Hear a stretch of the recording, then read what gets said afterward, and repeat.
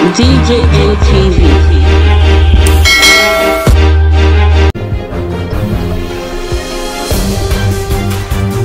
Breaking news. Wuru people them don't kpake students comot from inside one primary school for Kaduna State. My betalicious person, I welcome you to DJM TV Daily News Update. That your one-stop channel where they give you all the better gist them, happening stories and breaking news for inside Nigeria and all around the world. I beg it's not the first time when you see any of our video.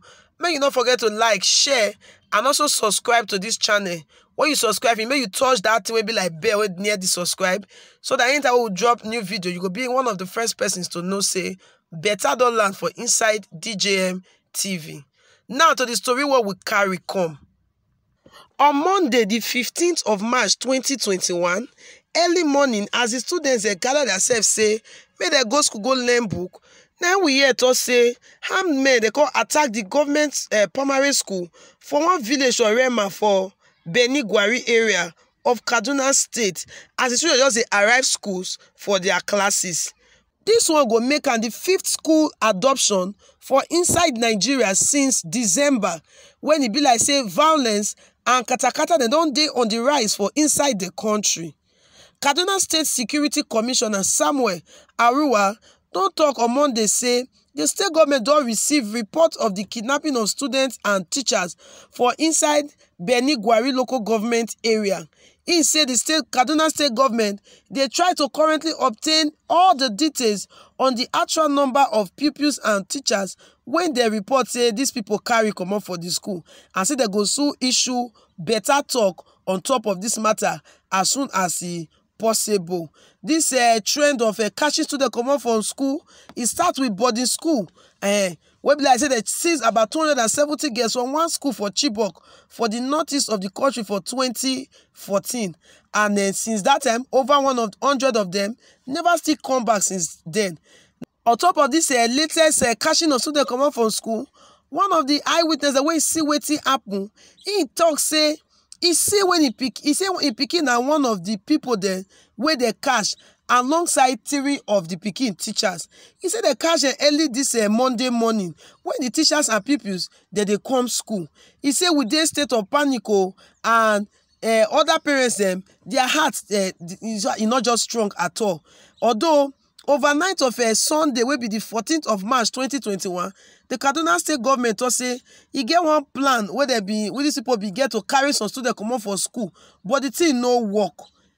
And now this will go make them the second successful attempt for inside Kaduna State after the one where they take catch people for College of Forest Mechanization for Kaduna State. Now, if we remember vividly, when they do all this, their kukere waka for Niger State, for Zamfara State. Well, remember I said the governor of Kaduna State will be Nasiru El-Rufai. Come as I got to say, make government they negotiate with these bandits, be these bad people that's they call them. Say because the more government they negotiate with them, the more they give them room to they do more things what they want to do. We remember say for one of the statements where these people they release, they call say they tell Kaduna State governor will be El-Rufai, say Kaduna State that be their next point of call.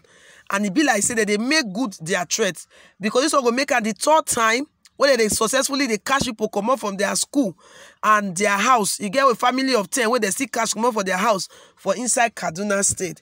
It's as if these people they just they bent on making sure say the promise what they make to El-Rufai they fulfill them. As it stands now, we never know the exact number of pupils where they and their teachers where they carry commerce for inside the school. But the officials of the Kaduna State government, they say they work hard to make sure say they try to ascertain the number of people where they carry and they go fit, go back, go carry them. Meanwhile, people for the community don't mobilize themselves, they don't mobilize their vigilante group, say they go after these bandits where catch their students.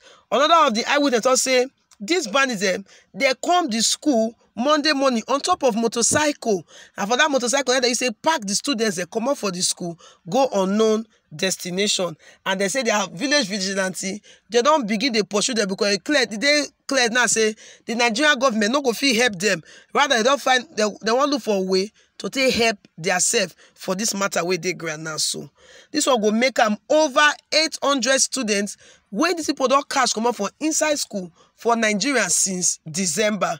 And at the end of the day, they be like when they cash the student finish, now just to take collect money from government and when government give them the money they find, they go release the students then.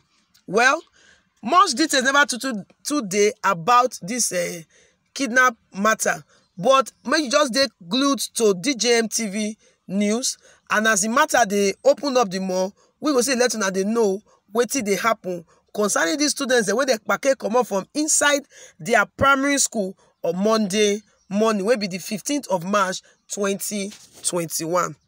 Now here we take come to the end of our news for DJM TV Daily News Update.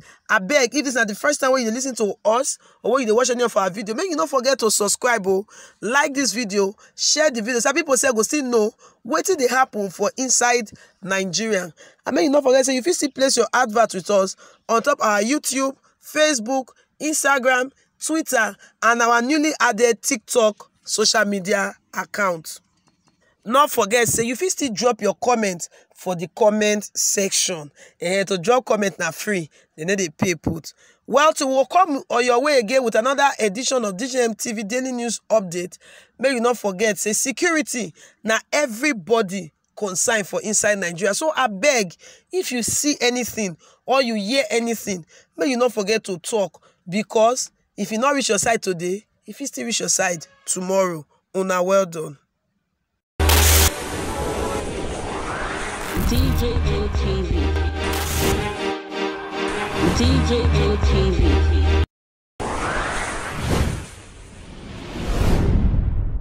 These Fulani people don't say no, they don't like us.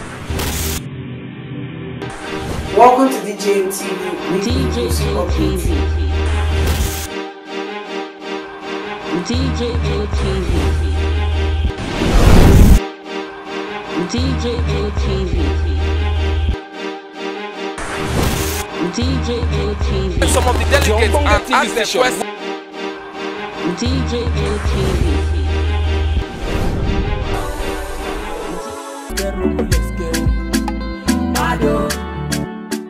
DJM TV.